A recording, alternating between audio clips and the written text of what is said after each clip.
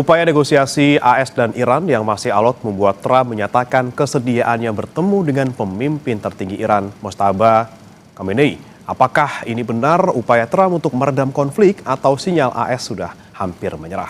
Kita akan bahas bersama dengan peneliti Timur Tengah BRIN, Nostalgiawan Wahyudi, serta dosen Departemen Hubungan Internasional UNER, Muhammad Ayub Mirdad. Selamat pagi Mas Wawan, Mas Ayub.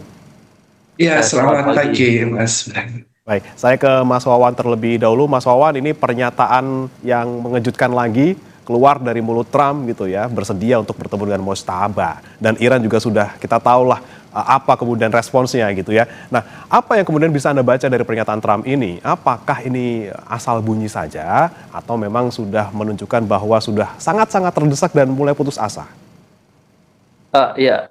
Kita harus mencermati ya. Jadi memang tidak ada yang sesuatu yang benar-benar tidak ada kejutan dalam Trump ya. Jadi sekarang Trump ngomong A, besok ngomong B. Jadi itu memang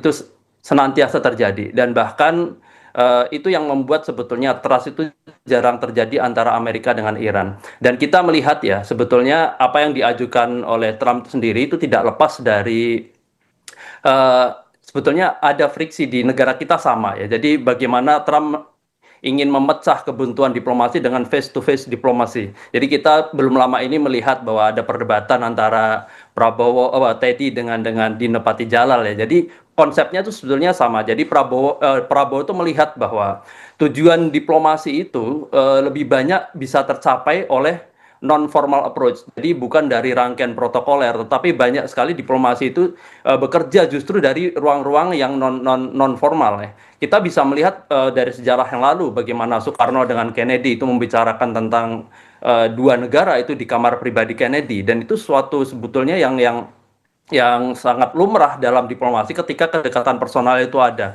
Atau bahkan apakah kita yakin bahwa antara Trump dan Netanyahu itu melakukan diplomasi atau negosiasi dengan banyak isu yang antara dua negara itu dilakukan secara benar-benar formal? Saya kira banyak rangkaian-rangkaian non formal yang sebetulnya ditautkan antara baik melalui telepon pribadi secara langsung dan tidak betul melalui protokoler yang sangat berbelit. Jadi langkah-langkah itu memberikan mereka akses yang lebih cepat karena ada kedekatan personal. Dan kalau kita melihat lebih lanjut ya, negosiasi di antara Iran sama Amerika itu selama ini selalu menggunakan pihak ketiga. Dan kita tahu ada Pakistan, Oman, dan Qatar merupakan salah satu tiga dari negara yang selama ini terlibat dalam negosiasi itu.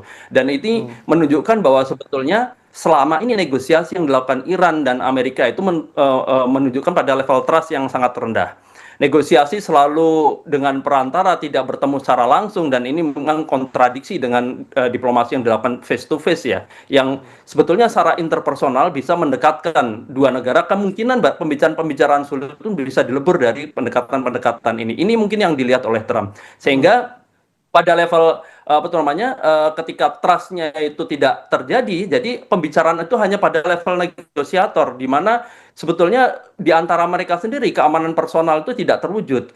Dan ketika keamanan personal itu tidak terwujud di antara negosiator, maka sebetulnya capaian dari diplomasi yang dibicarakan itu kita yakini sejak awal memang sangat rendah. Jadi bagaimana sebuah negosiasi akan mencapai titik temu ketika level of trust itu sangat-sangat rendah. Dan ini mengalami disparitas yang sangat tinggi ketika kita melihat ya antara Iran dengan Amerika Serikat. Dan kebuntuan diplomasi hingga saat ini yang dikatakan oleh Trump, we are in the last minute of diplomasi, kita akan mencapai sebuah titik, sudah akan berakhir dan pembicaraan menyetujui banyak hal gitu ya.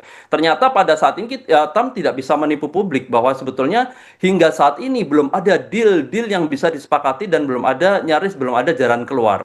Terlebih lagi kalau kita lihat bahwa kesepakatan yang tentang Hormuz dan nuklir yang mendesak diselesaikan, tekanan energi global, popularitas Trump yang semakin menurun menjelang pemilu AS, sebetulnya terdesakan ini sangat tinggi, sehingga ini yang menyebabkan Trump kita harus mencari sebuah solusi ya, memecah kebuntuan ini dengan menemui bahwa pada titik tertentu Trump menyadari bahwa segala bentuk negosiasi dalam formal yang konsultatif dengan pemimpin tertinggi Iran. Dia ingin melangkahi itu, dia ingin mengakses langsung terhadap sumber of authority dalam Iran itu sendiri, sehingga diharapkan bahwa banyak hal yang bisa dilewati ya, sehingga pencapaian damai itu sangat-sangat sangat tercapai. Dan itu yang sejak awal saya katakan bahwa sebetulnya saya tidak yakin bahwa perang terbuka benar-benar akan dilakukan Trump dalam waktu dekat atau jangka panjang ya. Dan dalam pada titik ini kita melihat bahwa justru keterdesakan dari dua negara untuk melakukan perdamaian itu sangat tinggi.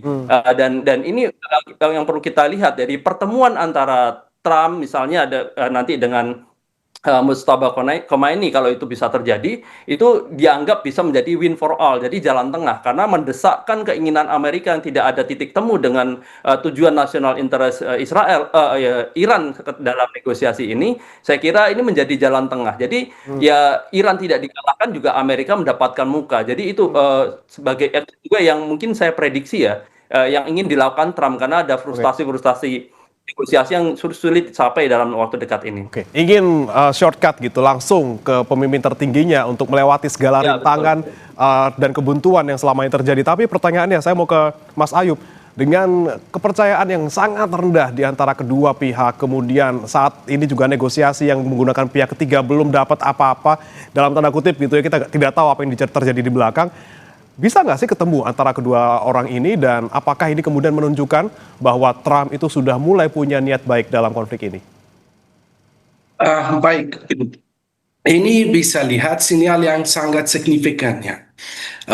Tapi harus juga dibaca dengan hati-hati. Karena Trump bukan menawarkan pertemuan tanpa syarat. Dia sudah bilang bahwa dia jika kesepakatan tercapai, dia akan siap untuk bertemu dengan Mustafa Khomeini. Artinya ini lebih sebagai carrot diplomatik, ya ada carrot dan stick. Jadi ada insentif bagi Iran. Bukan komitmen konkret bahwa ketika Donald Trump bertemu dengan Mustafa Khomeini, konflik antara dua negara ini akan selamanya berakhir.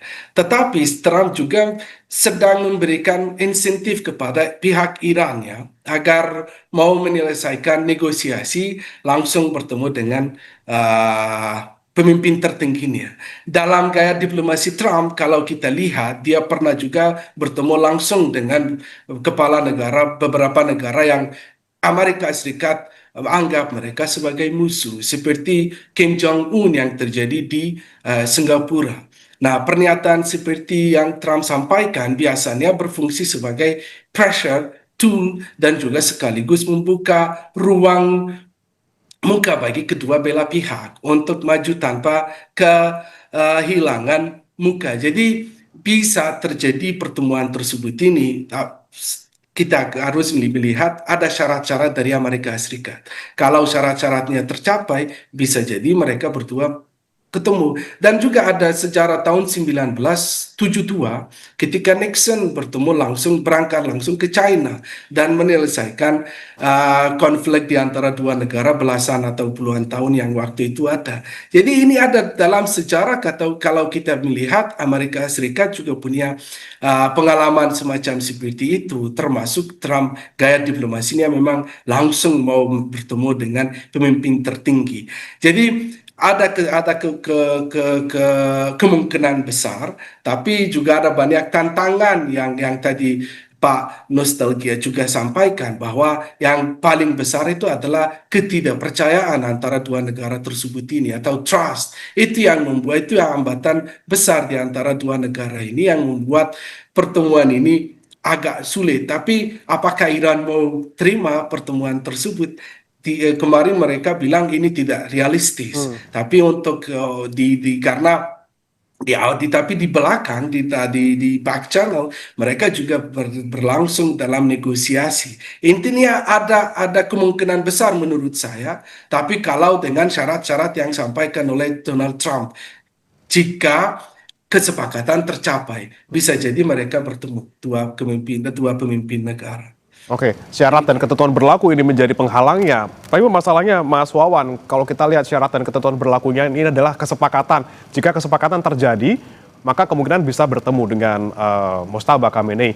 Tapi Mas Wawan, jika kita melihat selama ini mungkin yang berlangsung gitu ya secara faktual di lapangan, apakah negosiasi di belakang ini, negosiasi tidak langsung ini juga sebenarnya sudah berjalan lumayan mulus atau memang tidak sama sekali tidak ada kesepakatan ataupun poin-poin yang bisa mereka setujui?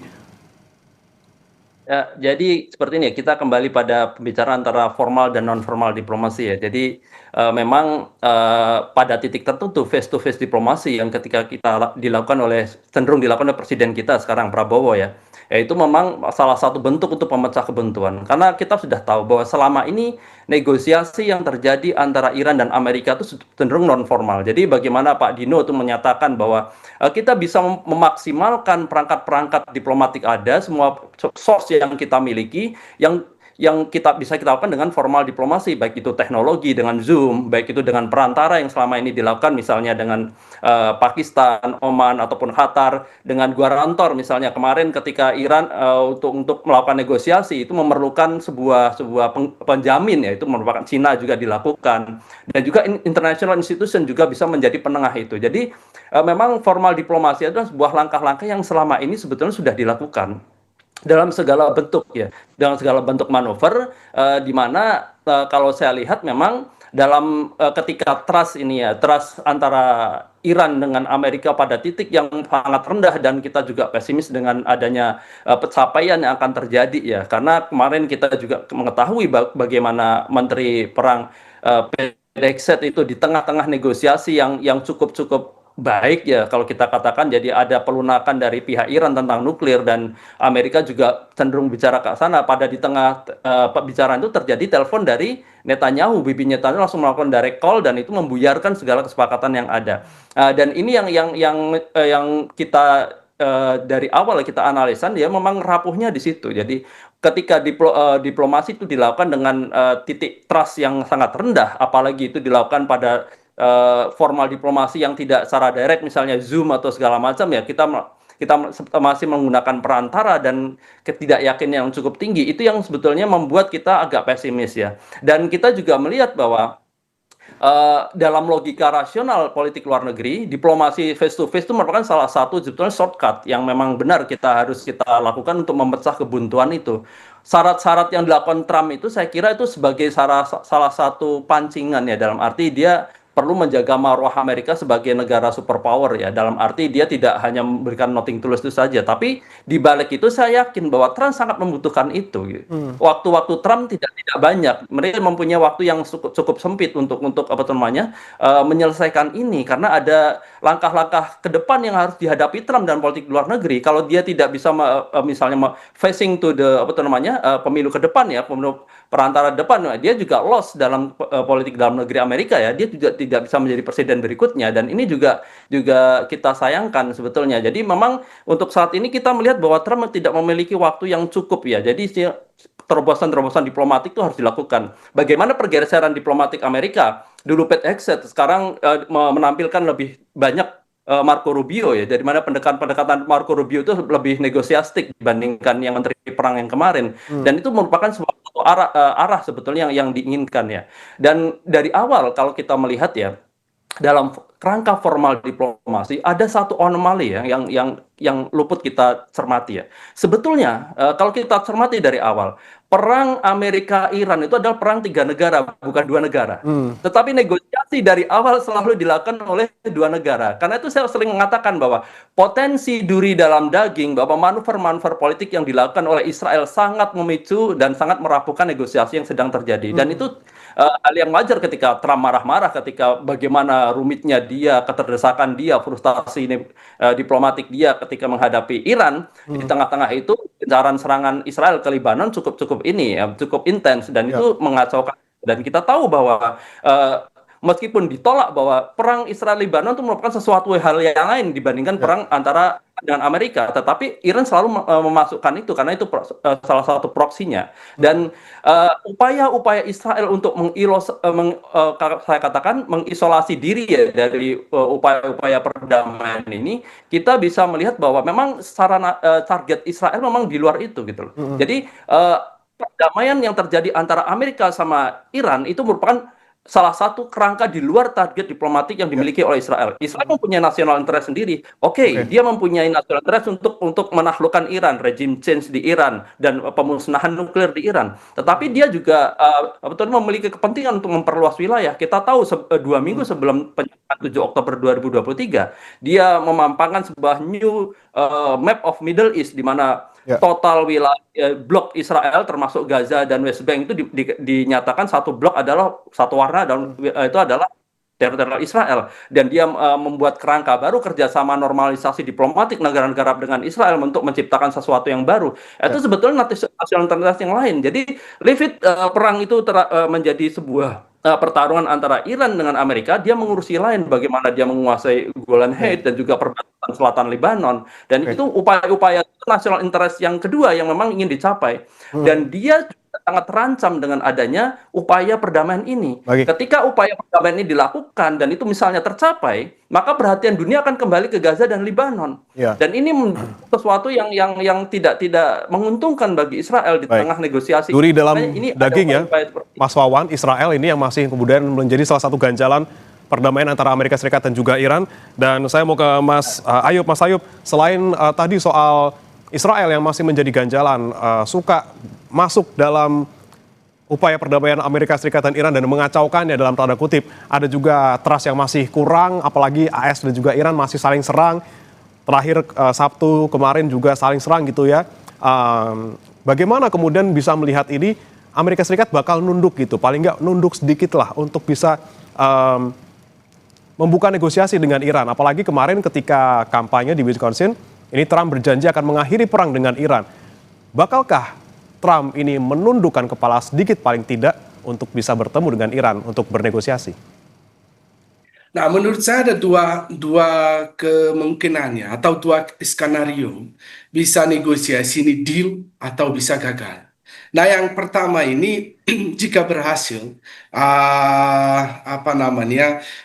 deal minimalis dia tercapai antara Iran dan Amerika Serikat. Iran mungkin setuju untuk melakukan moratorium nuklir jangka panjang, ya, yang itu salah satu syarat dari Amerika Serikat, dan juga bisa diverifikasi, dan juga Selat Hormuz ini juga dibuka secara bertahap. Amerika Serikat cabut blokade laut atau pelabuhan Amerika Serikat, seperti yang tadi saya bilang, juga sama yang terjadi antara Nixon di Cina tahun 1972.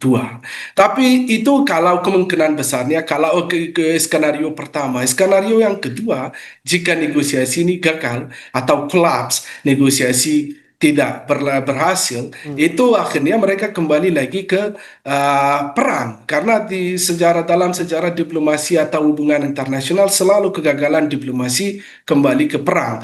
Dan ini jika Iran juga, karena selama ini ada tekanan antara dari Amerika Serikat, dari Iran, dan karena namanya gencatan senjata, bukan deal berhasil. Jadi kalau dalam gencatan senjata sering akan ada tekanan yang kita lihat kemarin dari Iran terhadap Kuwait, Bahrain, dan juga atau di Selat Hormuz, dan juga ada balasan atau respons dari Amerika Serikat terhadap Iran. Ini menunjukkan daya tawar dua negara tersebut. Tetapi menurut saya negosiasi ini masih berlangsung, walau bukan secara tatap muka, secara informal atau di back channel. Karena itu yang hal paling penting untuk tahap selanjutnya, negosiasi tatap muka antara dua negara tersebut. Kalau dua negara ini berhasil di belakang, di back channel, dan mereka sepakat tentang poin-poin yang ada, bisa jadi negosiasi akan kita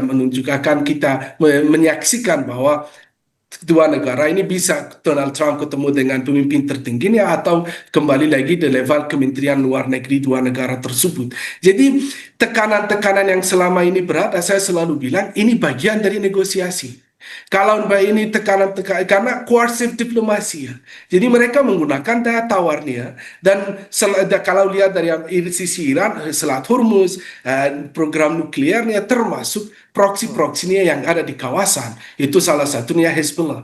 Dan kalau Amerika Serikat selalu belakang ada kekuatan militernya dan juga pangkalan-pangkalan militernya yang ada di kawasan tersebut. Jadi mereka selalu menggunakan tekanan-tekanan tersebut untuk menunjukkan bahwa saya juga tidak lemah. Saya siap kalau ada tekanan dari Iran, dari AS, Iran langsung balas. Walaupun balasannya tidak sebesar Amerika Serikat, tapi Iran tidak mau dirinya kelihatan lemah. Jadi tekanan ini ada selama negosiasi ini masih berlangsung. Sampai mereka berhasil, sampai mereka sepakat. Kalau tidak ya kita akan menyaksikan atau melihat kemungkinan besar akan mulainya perang lagi. Tapi semoga tidak. Mereka bisa sepakat dan mereka bisa ke negosiasi ini bisa berhasil. Karena ada dua hal yang kedua, ada kita harus melihat juga sisi domestik dari dua negara tersebut. Amerika Serikat juga nanti akan ada pemilu di bulan Oktober atau November. Dan ada hardliner atau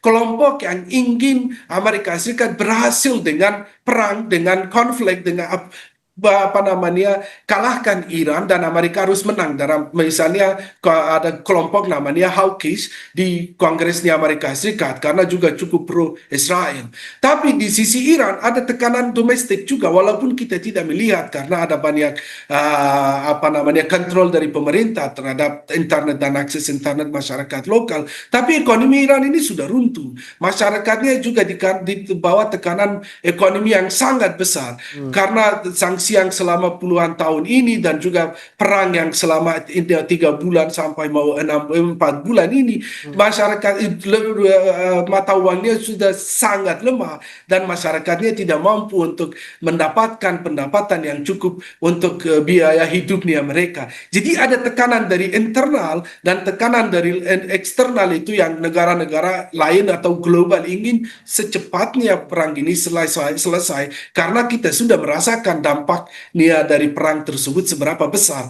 di negara kita maupun di negara lain. Jadi ada poin-poin dan faktor-faktor tersebut ini yang membuat dua negara ini tidak ingin untuk kembali ke perang atau perang ini meluas lagi. Jadi mereka tahu biayanya cukup besar, ya, Iran maupun Amerika Serikat, jadi ingin untuk selesaikan perang tersebut secepatnya.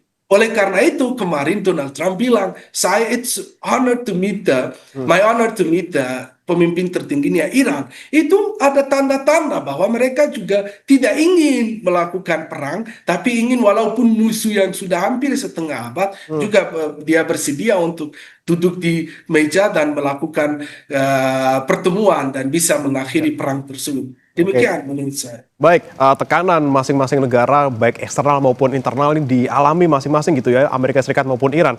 Tapi saya singkat saja ke Mas Wawan. Mas Wawan, jika kita bicara soal sisi Iran gitu ya, yang juga mendapat tekanan. Mungkin kalau secara eksternal, Iran nggak peduli, Iran tetap dengan prinsipnya, nggak mau ditekan oleh Amerika Serikat. Tapi kalau secara internal sudah ada tekanan juga, misalnya dari ekonomi rakyatnya sendiri, apakah Iran juga masih mau untuk berkompromi misalnya dengan pengayaan uranium dan juga misalnya dengan pembukaan Selat Hormuz yang selama ini menjadi salah satu senjata utama yang dimiliki Iran sendiri? Ya, dalam hal negosiasi ya, jika ingin menentukan titik temu, maka harus ada menurunkan target diplomatik dari dua sisi ya. Dan Iran sangat rasional dengan hal itu. Jadi pola-pola perilaku diplomatik itu selalu berlaku dengan oleh rasional aktor ya. Dan di mana kalau kita lihat sebetulnya, baik itu Selat Hormuz ataupun nuklir, sebetulnya pada titik yang bisa dinegosiasikan. Bagaimana kalau kita lihat ketika di Oman ya, arah untuk menunda pengayaan uranium dalam 5 tahun dan 20 tahun itu sudah masuk dalam sebuah pembicaraan sebetulnya. Ada sebuah konstruksi diplomati yang cukup maju sebetulnya saat itu sebelum terjadi perang. Namun Iran juga sangat menyadari bahwa sebetulnya dari awal taktik-taktik diplomatik dari Amerika sama Israel itu seragam ya. Bagaimana kita tahu ketika ada gencatan senjata antara Israel dengan Hizbullah waktu itu.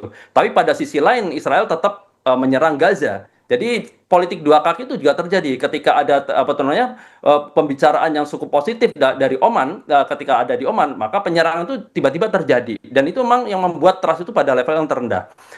Namun pada akhir-akhir ini kita melihat ya bahwa Trump mencoba untuk melokalisir peran-peran dari Israel, dan ini juga sangat disadari oleh Iran, ya, di mana sekarang untuk target politik dari dua negara ini cukup berbeda. Bagaimana Trump ingin bernegosiasi dengan regime change yang tidak tercapai, nuklir mungkin targetnya bisa diturunkan, dan juga Selat Hormuz yang mungkin bisa dibicarakan lagi, ya, tetap free tetapi kontrol, misalnya pengawasan ICE-nya berada di tangan Oman sama Iran, misalnya seperti itu. Dan pada titik yang lain, Israel pada titik diplomatik yang belum bisa berubah.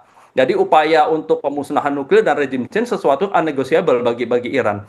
Dan ini yang perlu kita cermati, ya. Ke depan ada potensi sebetulnya bahwa perang Iran dengan Amerika ini akan dialihkan menjadi perang intra-Arab. Waktu itu bagaimana Israel dan Amerika mendorong Uni Emirat Arab untuk berpartisipasi. Ini masalah pendanaan perang yang juga dibutuhkan. Yang kedua, membutuhkan aliansi yang diperluas. Dan Uni Emirat Arab secara rasional menolak hal demikian dan tidak terlepas dari perjanjian. Dan sekarang yang dilakukan Israel juga sama sebetulnya. Sekarang menarik pemerintah Libanon untuk melakukan perjanjian gencatan senjata damai, tetapi tidak melibatkan Hizbullah. Dan ke depan kemungkinan besar ini juga akan diarahkan menjadi perang intra-konflik antara Hizbullah dengan militer Lebanon sendiri. Kita bisa tahu bahwa sebetulnya Hizbullah sekarang mempunyai kekuatan militer di luar kekuatan militer dari Lebanon itu sendiri. Dan ini menjadi salah satu kerangka yang sebetulnya perlu kita cermati, ya, karena keretakan politik di politik konvensionalisme di Lebanon itu sangat kentara, di mana pembagian kekuasaan itu bukan berdasarkan pemilu seperti yang dilakukan demokrasi di Indonesia, tetapi berdasarkan pembagian sektarianisme. Presiden dari Kristen Maronit, Perdana Menteri dari Sunni, sedangkan Ketua Parlemen itu dari Syiah. Ketua Parlemen mempunyai ikatan yang kuat dengan Hizbullah, dan Hizbullah mempunyai kekuatan militer sendiri di luar itu. Dan ini yang pola-pola semua fluktuasi ini sangat dicermati oleh Iran. Dan di mana sebetulnya ketika Iran melakukan serangan pada Kuwait beberapa waktu lalu, itu targetnya bukan pemusnahan sebetulnya. Targetnya ada tekanan diplomatik, menunjukkan bahwa Iran tidak pada posisi yang tunduk. Dan ini ya juga menekankan bahwa bagaimana Trump pada titik tertentu juga akhirnya saya harus bertemu secara shortcut dengan pemimpin Iran, merupakan salah satu solusi yang bisa diambil. Dan ini yang menyebabkan kita tahu cara pola-pola itu dicermati. Terjadinya tekanan politik ekonomi yang dirasakan oleh Iran itu sudah berlangsung dari puluhan tahun, ya. Dan Iran sangat rasional dalam itu. Ketika ini konflik ini bukan sesuatu yang negatif bagi Iran, tetapi salah satu momentum untuk menciptakan perubahan ekonomi politik. Jadi dia punya target bahwa ini harus dimenangkan oleh Iran. Yang dulu Iran disanksi secara ekonomi, bagaimana sanksi itu dibuka. Yang dulu akses terhadap Hormuz itu berkurang, bagaimana sekarang mempunyai akses yang lebih lebar. Oke lah, pada titik tertentu nuklir bisa dinegosiasikan asalkan untuk tujuan masih bisa tercapai. Jadi hal-hal demikian juga dipertimbangkan. Saya kira banyaknya suara dari rakyat Iran untuk mungkin sedikit protes dan sebagian lagi untuk mendukung pemerintah, karena mereka sudah merasakan penindasan itu bukan dilakukan oleh pemerintah Iran, tetapi memang dari Amerika sendiri. Selain memang demokrasi belum bisa terwujud di Iran itu sendiri. Dari sisi Iran bisa memanfaatkan kesempatan dalam kesempitan paling tidak, dan kita harapkan di luar saling tekan antara Amerika Serikat dan juga Iran dan juga diganggu oleh Israel. Perundingan di belakang yang tidak langsung tetap berlangsung, dan paling tidak ada titik-titik kesepakatan yang kemudian akan berujung pada kesepakatan yang lebih besar antara kedua negara. Terima kasih Mas Nostalgiawan Wahyudi, peneliti Timur Tengah BRIN, dan juga sebelumnya Mas Muhammad Ayub Mirdad, dosen Departemen Hubungan Internasional UNER, sudah bergabung di Sapa Indonesia Pagi. Selamat pagi Mas Ayub, Mas Wawan. Ya, selamat pagi. Terima kasih.